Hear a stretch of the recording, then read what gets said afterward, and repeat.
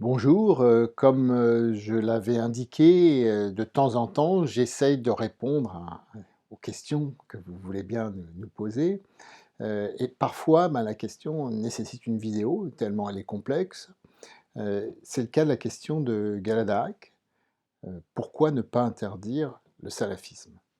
Je pense que vous avez compris un peu comment je fonctionne. Quand je traite un sujet, je veux d'abord commencer par la définition, parce que sinon on ne sait pas de quoi on parle. C'est quelque chose que j'ai appris dans mes études, notamment. Quelle est la définition du salafisme? Avant de savoir s'il faut l'interdire et si on peut l'interdire. Le mot salafisme vient du mot arabe salaf, ça veut dire les anciens ou l'ancien. Aujourd'hui, on qualifie de salafisme le mouvement religieux qui prône un retour justement à la pratique de l'islam à l'époque du prophète et de ses premiers compagnons. Euh, Tout ce qui a suivi cette époque-là, ce serait finalement des innovations mécréantes qu'il faut rejeter.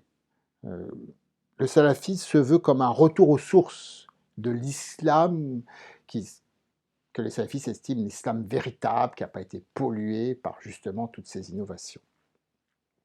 Pour y arriver, les moyens divergent en fait. Et c'est là qu'on a plusieurs courants salafistes. Il y a d'abord ce qu'on appelle les salafistes quiétistes. Alors quiétiste, le mot vient du latin, hein, quietus, quieta, quietum, ça veut dire le calme, la tranquillité. Donc c'est les salafistes calmes, tranquilles. Euh, Ils sont apolitiques, ils sont non violents, ils veulent se regrouper en fait et appliquer le vrai islam entre eux, mais ils ne veulent pas l'imposer, ni par la violence ni politiquement. Donc les salafistes quiétistes. Deuxième catégorie, les salafistes politiques. Ils veulent réislamiser d'abord les pays musulmans, pour qu'on retourne vraiment au principe de base, la charia dans toute sa pureté. Et par la politique, ils veulent prendre le pouvoir. Et une fois qu'ils seront au pouvoir, eh ben, ils voteront les lois qui correspondent au vrai islam. Et puis enfin, il y a les salafistes djihadistes qui, eux, disent on prend les armes et on va imposer notre vue de l'islam par la violence. Ça va beaucoup plus vite, c'est beaucoup plus simple et ça évite de se compromettre avec les systèmes d'élection, de calcul, et puis c'est plus rapide. Tous les mouvements salafistes découlent directement de l'une des 4 branches de l'islam sunnite. Il y a 4 grandes écoles. Et notamment, dans ces 4 grandes écoles, il y a ce qu'on appelle le handbalisme. Donc le handbalisme, c'était l'école, et c'est l'école qui veut une interprétation rigoriste des textes, en fait littérale, du Coran et des hadiths. Sans ajout, sans innovation, justement. Donc pas d'interprétation, personne ne doit interpréter les textes, ils sont comme ils sont. Et il ne faut surtout pas essayer de les actualiser par rapport à la société moderne. Le wahhabisme saoudien est tout à fait dans cette lignée. C'est un ancêtre de l'handbalisme et du salafisme. Donc en fait, handbalisme, salafisme, wahhabisme, c'est carrément kiff-kiff. Peut-on interdire légalement le salafisme? Légalement, parce qu'illégalement, on peut interdire ce qu'on veut. Donc c'est la question de Galadak, et c'est aussi un débat qu'on a retrouvé évidemment après les attentats de novembre 2015. Des hommes politiques, femmes et hommes politiques, ont parlé d'interdire le salafisme. Très bien, mais est-ce que c'est possible? Premier élément, la liberté de pensée, de conscience et de religion a une valeur constitutionnelle en France. Elle est inscrite dans la Constitution de 1958, dans la Déclaration universelle des droits de l'homme, dans la Convention européenne des droits de l'homme, et même dans notre Déclaration des droits de l'homme et du citoyen de 1789, c'est l'article 10, à une époque où pourtant, je dirais qu'on était méfiant envers le clergé, et puis les gens qui l'ont rédigé n'aimaient pas du tout le clergé, nous avons les termes qui sont employés pour reconnaître cette liberté de conscience et de religion, tout en limitant tout de même l'étendue des droits qui y sont accolés.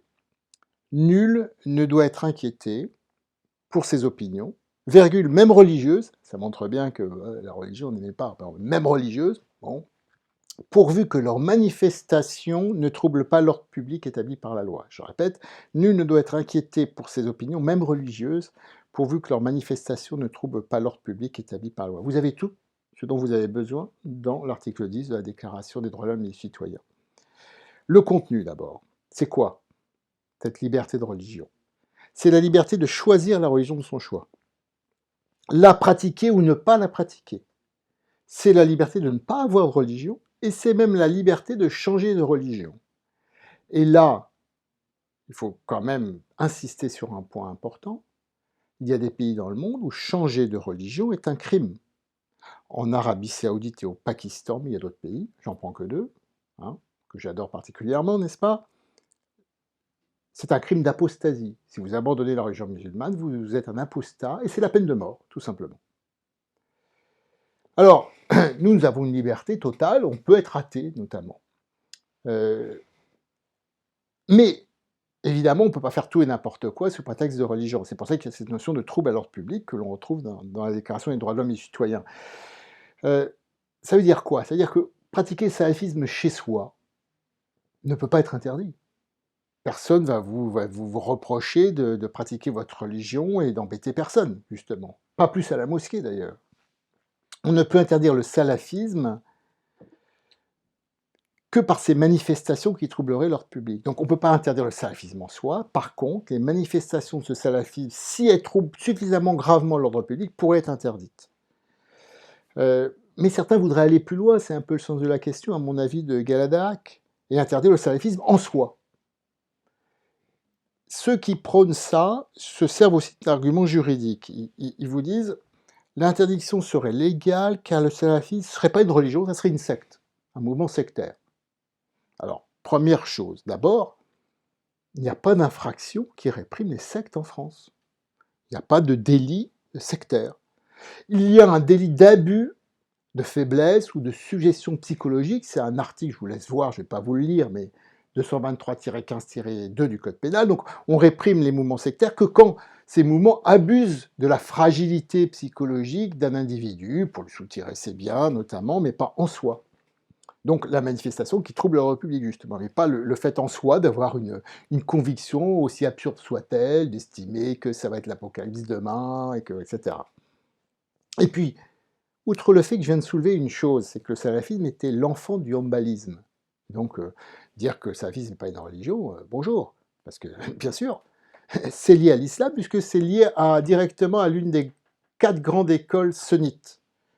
Donc c'est difficile de dire que ce ne serait pas lié à l'islam. Mais en dehors de ça, la France et les pays européens protègent la liberté de, je dirais, de conscience. Donc c'est beaucoup plus large que la liberté de religion. Et en plus, je trouve très dangereux de commencer à créer un système où on va dire ah bah ça mérite le label religion et puis ça mérite pas le label religion. Qui va décider que ça c'est une religion, ça c'en est pas une, c'est une secte? Vous imaginez à peu près les débats sans fin? Et puis surtout les atteintes qu'il pourrait y avoir au droit fondamental de croyance des individus.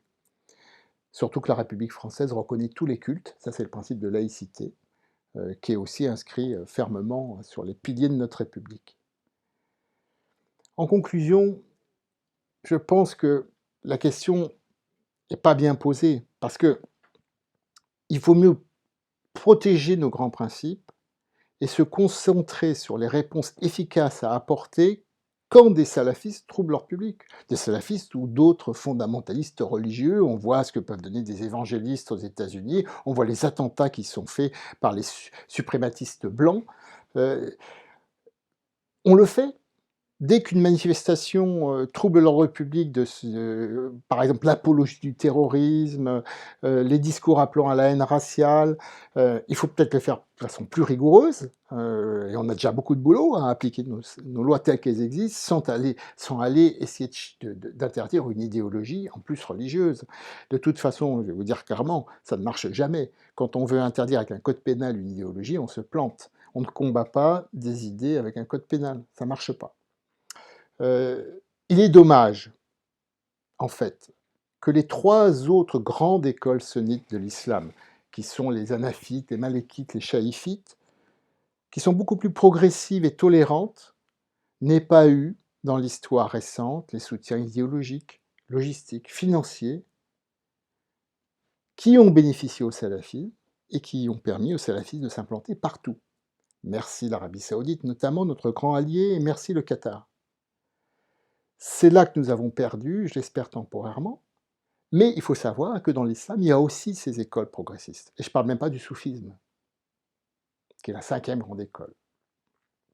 Regardez ce qui s'est passé au Sahel.